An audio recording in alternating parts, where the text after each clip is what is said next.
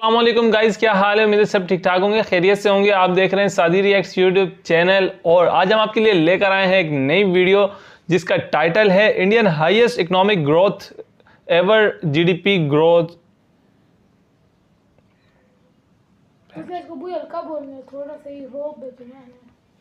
अस्सलामुअलैकुम गाइस, क्या हाल है। मेरे सब ठीक ठाक होंगे, खैरियत से होंगे। आप देख रहे हैं सादी रिएक्ट्स यूट्यूब चैनल और मेरा नाम है सरदार साद।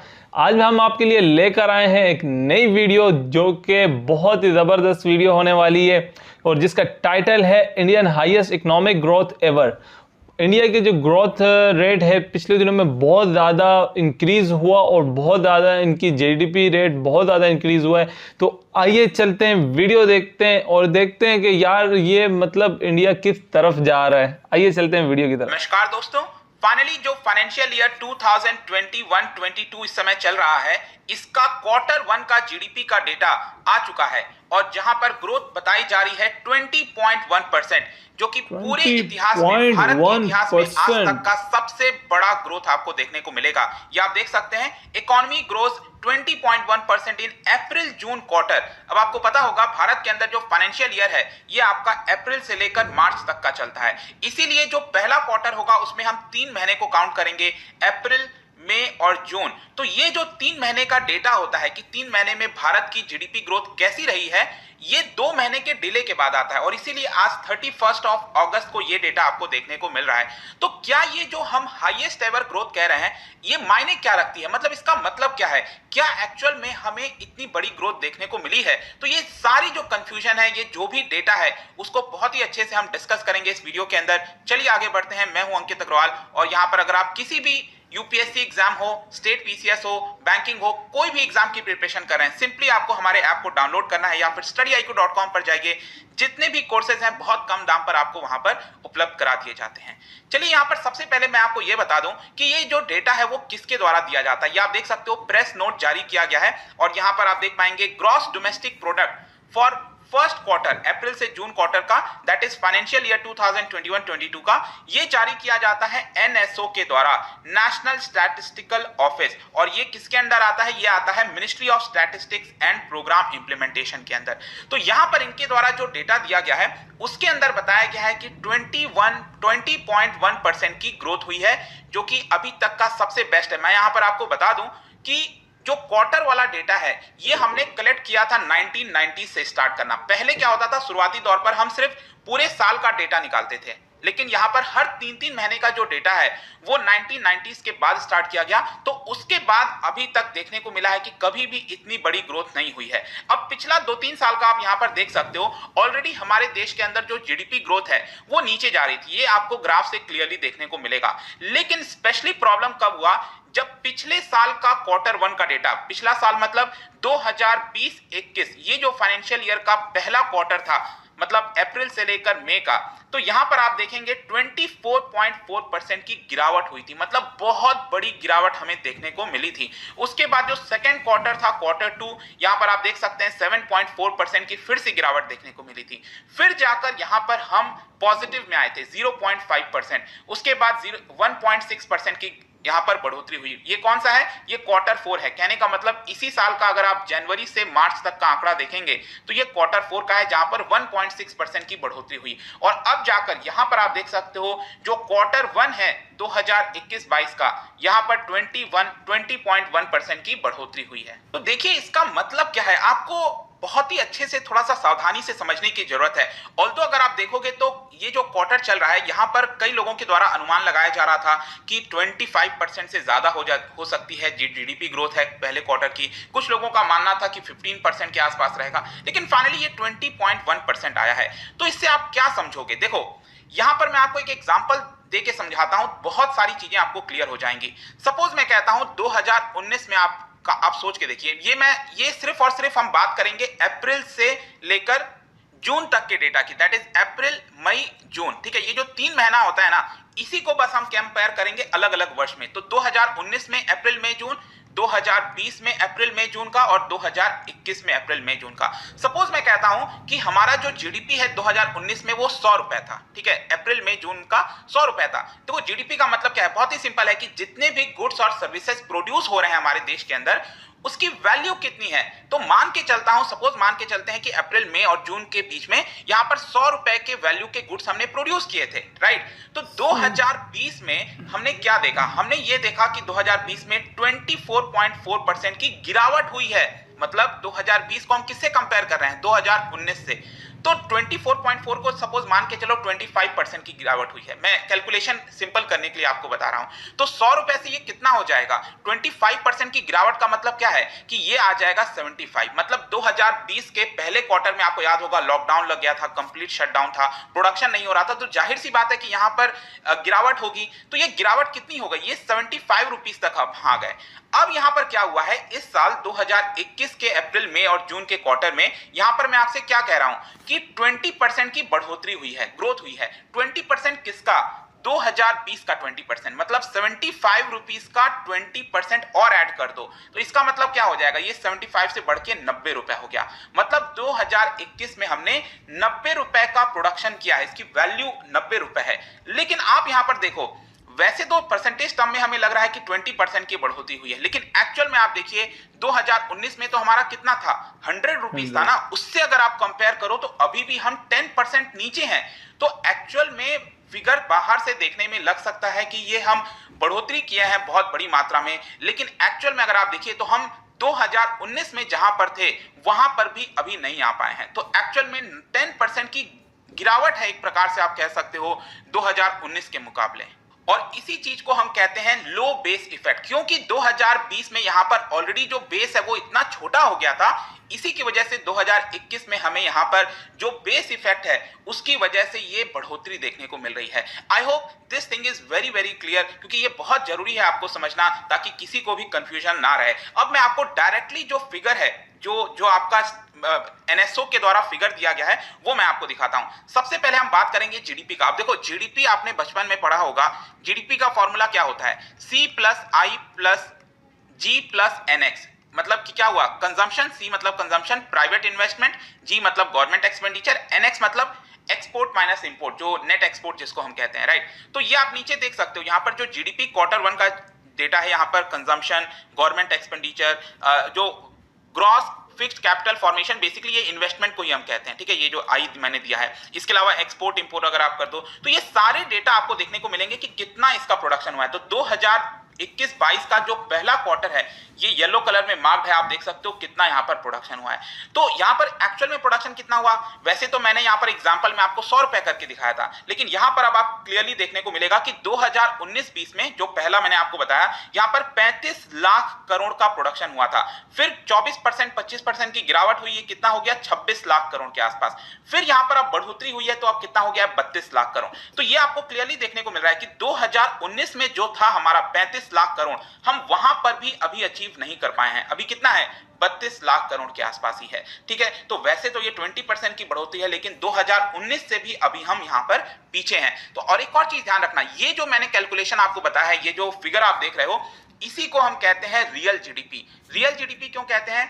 जब हम बेस प्राइस के हिसाब से निकालते हैं। आप ऊपर देखिए ध्यान से, ये कौन से प्राइस के हिसाब से कैलकुलेट किया गया है? 2011-12 में जो प्राइस था किसी भी गुड्स एंड सर्विसेज का, उसके प्राइस के हिसाब से हमने ये वाला फिगर निकाला है, राइट? अगर आप करंट प्राइस के हिसाब से निकालोगे तो जाहिर सी बात है ना, इन्फ्लेशन होता रहता है हर साल, तो करंट प्राइस के हिसाब से तो फिगर बहुत ज्यादा आएगा। तो आप सेम फिगर यहां पर देखो, यहां पर 32 लाख करोड़ दिखा रहा है, लेकिन अभी का अगर आप करंट प्राइस के हिसाब से निकालोगे तो ये फिगर 51 लाख करोड़ हो जाएगा। तो इसको कहा जाता है नॉमिनल जीडीपी। लेकिन ये वाला जो है, जब हम बात करते हैं 20% की बढ़ोतरी हुई है, ये बेसिकली हम रियल जीडीपी की बात कर रहे हैं। I hope this thing is also clear. अब ध्यान रखना, अभी तक जो भी कुछ मैंने आपको बताया ये जीडीपी के बारे में बताया है, ग्रॉस डोमेस्टिक प्रोडक्ट। इसके अलावा एक और आप फिगर अक्सर सुनते होंगे, इसको कहा जाता है जीवीए। ये होता है ग्रॉस वैल्यू एडेड। देखो बहुत ही सिंपल है, जीडीपी बेसिकली डिमांड साइड को रिप्रेजेंट करता है। मतलब डिमांड में क्या है? जो प्राइवेट मैं और आप खर्च करते हैं, गवर्नमेंट भी तो डिमांड करती है, जो कंपनीज हैं वो भी डिमांड करती हैं, तो ये डिमांड साइड को रिप्रेजेंट कर रहा है। और जो जीवीए है वो बेसिकली आपका जो सप्लाई साइड है उसको रिप्रेजेंट करता है। जैसे कि मैन्युफैक्चरिंग कितना हुआ किसी भी चीज का, इलेक्ट्रिसिटी का प्रोडक्शन कितना हुआ, एग्रीकल्चर का प्रोडक्शन कितना हुआ, ये सप्लाई साइड को रिप्रेजेंट करता है। डिमांड में बेसिकली अगर आप देखोगे ना, जीडीपी के अंदर यहां पर टैक्सेस को भी इंक्लूड किया जाता है, सब्सिडीज को माइनस कर दिया जाता है।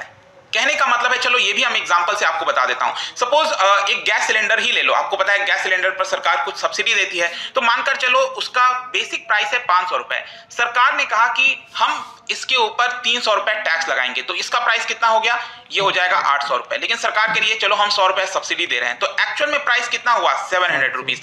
तब जब हम जीडीपी कैलकुलेट करते हैं ना, तो ये 700 रुपीज लिखते हैं, 500 नहीं लिखते हैं। और इसीलिए जीडीपी की वैल्यू हमेशा आपको जीवीए से ज्यादा देखने को मिलती है। जब जीवीए हम काउंट करते हैं ना, तो वहां पर ये टैक्सेस सब्सिडीज को नहीं काउंट करते हैं, यहां पर सिर्फ हम 500 रुपीज को ही लिखते हैं, और यही होता है GBA, that is gross value added. तो ग्रॉस वैल्यू एडेड का फिगर कितना आया है 18.8%। जीडीपी का मैंने आपको कितना बताया, कितना आया है, इट इज 20.1%। और जीबीए की वैल्यू यहां पर आप देख सकते हो, ये आया है आपका 30 लाख करोड़ के आसपास। और मैंने अभी आपको बताया था कि जो जीडीपी की वैल्यू है ये आई है आपकी 32 लाख करोड़ के आसपास। आई होप कि जीडीपी जीवीए सब कुछ समझ में आ गया होगा। इसके अलावा जो अलग अलग सेक्टर्स हैं, स्पेशली माइनिंग हो गया, यहां पर कुछ इंपॉर्टेंट चीज मैं आपको बताना चाहता हूं। ये देखो यहां पर माइनिंग में कितनी बड़ी बढ़ोतरी हुई है, 18% की, पावर एंड गैस में 14%, पब्लिक एडमिनिस्ट्रेशन जो खर्च किया जाता है ना सरकार के द्वारा 5.8% की बढ़ोतरी। लेकिन सबसे ज्यादा जो इंपैक्ट आया है वो है कंस्ट्रक्शन का। इनफैक्ट अगर आप देखोगे जो आपका Q1 पिछले साल चल रहा था उसमें कंस्ट्रक्शन काफी नीचे चला गया था, लेकिन इस बार कंस्ट्रक्शन बहुत तेजी से बढ़ा और 68% की बढ़ोतरी है। फाइनेंस और रियल एस्टेट में 3.7%। तो ये सभी आंकड़ा आपको देखने को मिलेगा। आई होप कि जो भी फिगर्स थे आपको समझ में आ गए होंगे। अब हम इसकी सिग्निफिकेंस समझने की कोशिश करते हैं। देखिए सिग्निफिकेंस यही है कि एक काफी बड़ा हमें यहां पर जंप देखने को मिल रहा है। ऑब्वियस सी बात है लो बेस के कारण ही क्यों ना हो, लेकिन स्टिल आप कह सकते हो यहां पर एक अच्छी रिकवरी है। और ये मैं इसलिए कह रहा हूं क्योंकि आपको याद होगा जो सेकेंड वेव आया था, तो ऐसा लग रहा था कि सेकेंड वेव आने की वजह से इकोनॉमी काफी नीचे चली जाएगी। मतलब जिस तरह का माहौल आपको याद कीजिए, वो समय जब लोगों को डर लग रहा था, लोग सड़क पर ऑक्सीजन के लिए भटक रहे थे, तो ऐसा लग रहा था कि जो हमें फायदा मिलना चाहिए था बेस इफेक्ट का, वो कहीं खत्म ना हो जाए। और इसी की वजह से यहां पर सेकेंड वेव के बावजूद भी आपने देखा जो स्टेट गवर्नमेंट है उन्होंने फुल लॉकडाउन नहीं लगाया। सेंट्रल गवर्नमेंट ने फ्रीडम दे दिया स्टेट गवर्नमेंट को कि आपको जैसे संभालना है उसको संभालिए। तो यहां पर स्ट्रिंजेंट जो लॉकडाउन होता है वो नहीं लगाया गया, जिसकी वजह से इकोनॉमी बच गई। और आज जो हम फिगर देख रहे हैं जीडीपी का 20.1% का, अगर फुल लॉकडाउन लग जाता तो हो सकता है कि ये फिगर आपको 10% ही के आसपास देखने को मिलता। लेकिन मैं आपको बता दूं अगर सेकेंड वेव नहीं आया होता तो हो सकता है कि हमारी जीडीपी शायद 25%, इनफैक्ट मैं तो शायद उस समय प्रेडिक्ट कर रहा था कि 30% तक भी जा सकती है। इतनी बड़ी जंप हमें देखने को मिलता। लेकिन ऑब्वियस सी बात है सेकेंड वेव का डेफिनेटली इंपैक्ट आया है, लेकिन बहुत बड़ा जो इंपैक्ट आ सकता था वो नहीं आया है। अब यहां पर एक चीज ध्यान रखिएगा कि पिछला वाला जो फाइनेंशियल ईयर है, फुल ईयर का मैं अब आपको पिक्चर बता रहा हूं, 2020-21 का जो पूरा फाइनेंशियल ईयर है, आपको याद होगा हमारी जीडीपी कितनी गिरी थी, इट वाज 7.3%, मतलब -7.3% हुआ था। अब इस साल कितना अनुमान है, देखिए इस साल जो अनुमान है आरबीआई के द्वारा बताया गया है कि 9.5% होने वाली है पूरे साल का। ये तो 20.1% मैंने आपको जस्ट Q1 का बताया है, लेकिन आरबीआई कह रही है कि ये 9.5% हो सकता है पूरे साल का। लेकिन इसमें जो सबसे बड़ी दिक्कत है वो डिटरमाइन करेगा थर्ड वेव। क्या थर्ड वेव आएगा कि नहीं आएगा। अगर थर्ड वेव बहुत स्ट्रांगली आता है तो इसका पूरा इंपैक्ट पड़ सकता है। तो सब कुछ अब डिपेंड करता है कि किस तरह से हमारा वैक्सीनेशन प्रोग्राम है। और वैक्सीनेशन प्रोग्राम अभी आपने देखा होगा काफी अच्छा चल रहा है। एक दिन में हम लगभग 90 लाख 1 करोड़ इस तरह का फिगर अब अचीव कर रहे हैं। तो डेफिनेट सी बात है इसकी वजह से हमारे इकोनॉमी के ऊपर बहुत बुरा असर शायद नहीं पड़ेगा, ये मान के चल रहे हैं। तो ये पूरा वीडियो था दोस्तों। आई होप कि सब कुछ आपको समझ में आ गया होगा। जाने से पहले एक बहुत ही इंटरेस्टिंग क्वेश्चन, अक्सर आप सुनते होंगे इकोनॉमी के अंदर जब पढ़ते हैं too much money chasing too few goods. ये जो सिचुएशन होता है इसको आप क्या कहते हैं, too much money chasing too few goods. इसका जो राइट आंसर है आपको पता ही है, मेरे इंस्टाग्राम पर तो मिलेगा ही, वहां पर अगर आप नहीं हो कोई बात नहीं, टेलीग्राम से भी ले सकते हैं इसका सही उत्तर। मैं कई सारे एमसीक्यूज यहां पर डालता रहता हूं स्टोरीज के फॉर्म में, आप जाकर प्ले कर सकते हो। बाकी अगर आपको पीडीएफ चाहिए तो टेलीग्राम पर आइए, अलग अलग सोशल मीडिया पर भी आप जुड़ सकते हैं। साथ ही साथ अगर आप यूपीएससी की तैयारी कर रहे हैं, किसी भी एग्जाम की प्रिपरेशन कर रहे हैं, सिंपली डाउनलोड आवर ऐप और वहां पर जाकर जितने कोर्सेज हैं आपको मिल जाएंगे। आई होप कि ये वीडियो आपको पसंद आया होगा। मिलता हूं आपसे next time, till then thank you very much, see you soon. Guys ये थी वीडियो यार। अगर इस वीडियो की बात की जाए तो यार जिस तरीके से इन्होंने समझाया है जीडीपी क्या है और जीडीपी किस तरह ग्रो कर गई है और किस तरह डाउनफॉल आया है, मतलब जिस तरह आप नर्सरी के बच्चे को उंगली पकड़ा के हाथ पकड़ा के पेंसिल से लिखवाते हैं ना, तो उस तरीके से इन्होंने ये वीडियो बनाई है। और इनके समझाने के अंदाज से मुझे लग रहा है ये कोई बड़े प्रोफेसर या टीचर वगैरह हैं जिनका ये चैनल है, और बहुत ही मतलब पोलाइटली हर एक चीज़ को डिटेल से समझा रहे थे।